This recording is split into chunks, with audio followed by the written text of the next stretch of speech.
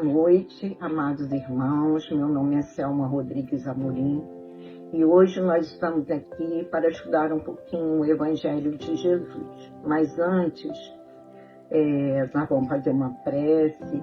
Eu faço parte do grupo espírita Fraternal Teresa d'Ávila.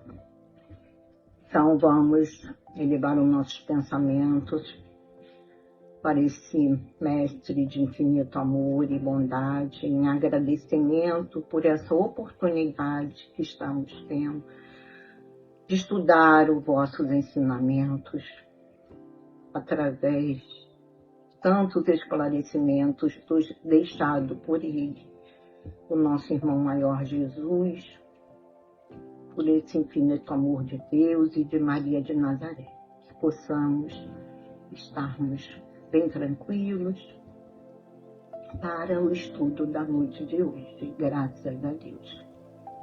Então, hoje nós vamos estudar o Evangelho segundo o Espiritismo, capítulo 11, haverá falsos cristos e falsos profetas. E o item que nós vamos ler hoje é o item 5, prodígios dos falsos profetas. Item 5. Levantar-se-ão falsos cristos e falsos profetas que farão grandes prodígios e coisas espantosas para seduzir até os próprios eleitos. Essas palavras nos dão o verdadeiro sentido do termo prodígio. Na acepção teológica, os prodígios e os milagres são fenômenos excepcionais, fora das leis da natureza, sendo essas leis uma obra exclusiva de Deus, e Ele pode, sem dúvida alguma, derrogá-la, se assim o desejar. Mas o simples bom senso nos diz que Ele não pode ter dado a seres inferiores e perversos um poder igual ao seu, e muito menos o direito de desfazerem o que ele fez. Jesus não pode ter consagrado um tal princípio. Se, portanto, de acordo com o sentido que se atribua a essas palavras, o espírito do mal tem o poder de fazer prodígios, de tal forma que os próprios eleitos possam ser enganados. Daí resultaria que, podendo eles fazer o que Deus faz, os prodígios e os milagres não são privilégios exclusivos dos enviados de Deus. E nada provam, porquanto nada distingue os milagres dos santos dos milagres do demônio. É preciso, então, procurar um sentido mais racional para essas palavras. Aos olhos do homem comum, todo fenômeno cuja causa lhe é desconhecida é considerado como sobrenatural, maravilhoso e miraculoso. Uma vez conhecida a sua causa, reconhece-se que o fenômeno, por mais extraordinário que pareça, é apenas a aplicação de uma lei da natureza. É assim que o círculo dos fatos sobrenaturais se reduz à medida que o da ciência se amplia. Em todas as épocas, houve homens que exploraram certos conhecimentos que possuíam em proveito da sua ambição, do seu interesse e da sua dominação, a fim de conseguir o prestígio de um poder supostamente sobre-humano ou de uma pretensa missão divina. Esses são os falsos cristos e os falsos profetas. A difusão dos conhecimentos faz com que fiquem desacreditados. Eis porque diminui o número deles à medida que os homens se esclarecem. O fato de realizarem o que aos olhos de certas pessoas são verdadeiros prodígios não é, portanto, sinal de uma missão divina, visto que que tais prodígios podem resultar de conhecimentos que cada um pode adquirir ou de faculdades orgânicas especiais que o mais indigno pode possuir, assim como o mais digno. O verdadeiro profeta se reconhece por caracteres mais sérios e exclusivamente morais. Então, queridos, eu fui aqui na pergunta do Livro dos Espíritos, a pergunta de número 625, do capítulo 3 da lei moral, lei divina ou natural, e a pergunta 625, Kardec pergunta: qual é o tipo mais perfeito que Deus tenha oferecido ao homem para lhe servir de guia e de modelo? Jesus veio de Jesus. E a nota de Kardec: Jesus é para o homem o tipo da perfeição moral a que a humanidade pode aspirar na Terra. Deus nos oferece como o mais perfeito modelo, e a doutrina que ensinou é a mais pura expressão de sua lei, porque ele era animado pelo Espírito Divino e o ser mais puro de todos os que apareceram na Terra.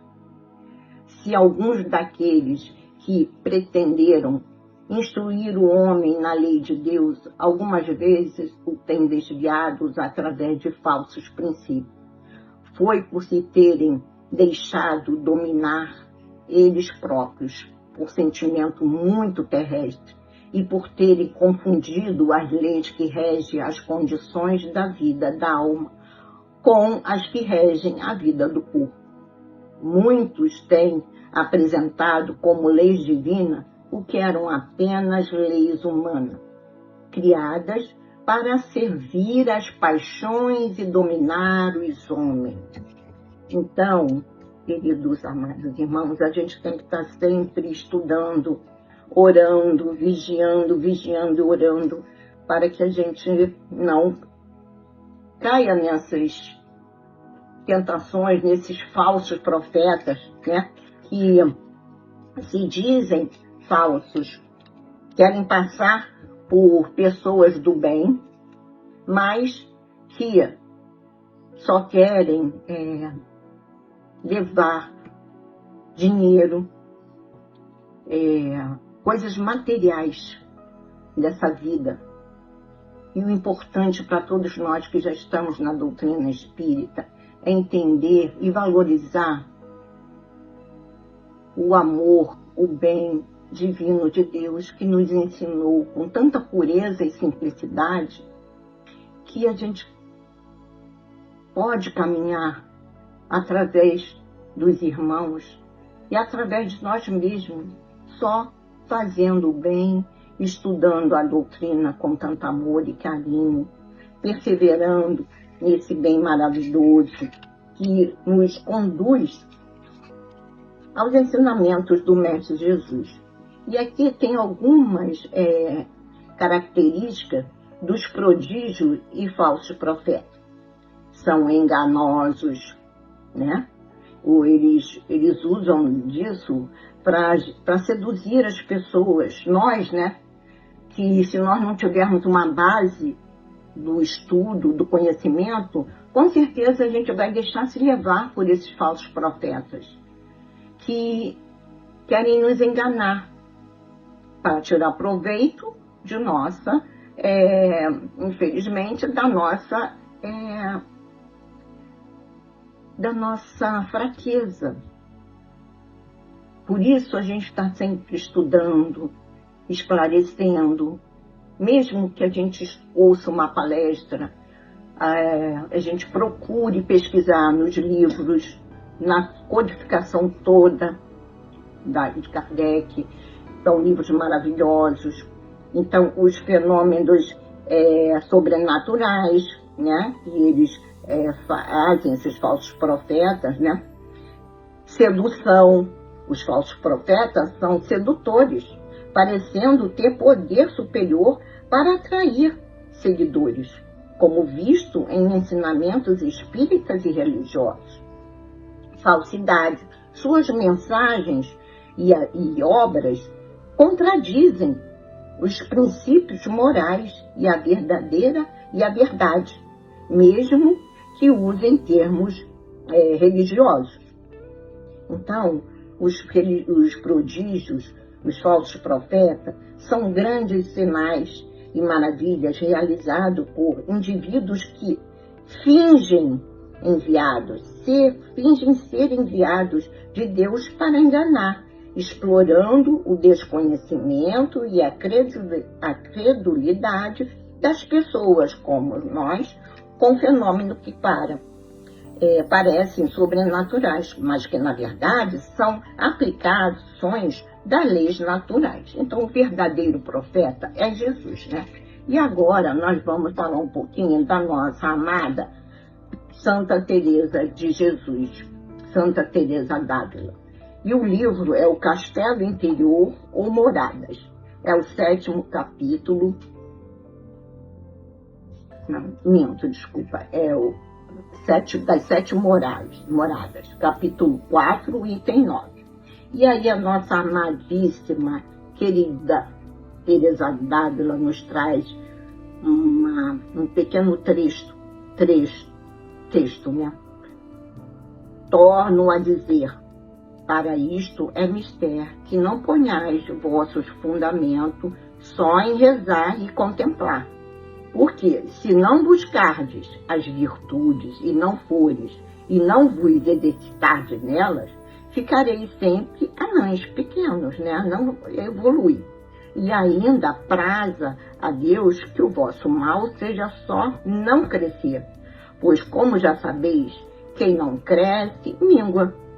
Sim, porque tenho por impossível que o amor, onde verdadeiramente existe, se resigne a ficar estacionário. Então, se a gente não estudar, como Teresa, que estudou tanto, que buscou tanto o seu aperfeiçoamento através da sua fé, nós temos que estudar sempre, estar sempre estudando, para a gente estar evoluindo, conhecendo e não nos deixar levar por esses falsos profetas. Porque a vida em si é um ensinamento. E Teresa, com tanto amor e carinho, ela nos trouxe essa sabedoria persistente, generosa, estudando, e sempre foi buscando cada vez mais realizar tudo o que estava na sua determinação, que foi determinado por ela, por Deus. Ela não desistiu, apesar das doenças, dos empecilhos que apareceram na vida da nossa amada Teresa d'Ávila. Ela procurou sempre estudar, orar, contemplar a natureza, crescer interiormente, buscando os ensinamentos desse mestre tão maravilhoso, Jesus, Deus e toda a sua família, que com ela, junto dela, que a amavam tanto, a ajudaram a chegar nesse ponto. Então, queridos amados irmãos, vamos agora, com essa bênção, dessa oportunidade da noite de hoje, do Evangelho de Jesus, nesse estudo que nos fortalece, que nós só temos a agradecer por essa oportunidade, nessa passagem terrena, ter conhecido o Espiritismo, a doutrina espírita e todos esses benfeitores que vieram e não esquecem de nós, estão sempre ao nosso lado, a nos orientar, a nos dizer: confia, persevera, segue em frente, estuda, vigia, orai, não deixe esmorecer, buscando sempre através desses ensinamentos do Mestre Jesus, de Deus, da Mãe Maria Santíssima, todo esse amor, esse carinho, esse preparo, essa condição para que sejamos realmente seguidores do Mestre Jesus e possamos cada vez mais evoluir interiormente, crescendo no nosso conhecimento através desses estudos maravilhosos da doutrina espírita. Obrigada a Deus, obrigada a Jesus, obrigada a Mãezinha de Nazaré, Rafael, Teresa d'Ávila, Ubirajara, Francisco de Assis. Gratidão, meu anjo guardião, por esse momento e por essa oportunidade que foi me concedida de aqui estar nessa noite, estudando um pouquinho do seu Evangelho. Que possamos, Senhor, continuar como Teresa d'Ávila, perseverar nesta doutrina de amor, evoluindo cada vez mais, crescendo, nos envolvendo de tanto conhecimento. Que possamos ter uma semana de muita paz, de união, de fé, de confiança e muito amor em nossos corações. Graças a Deus.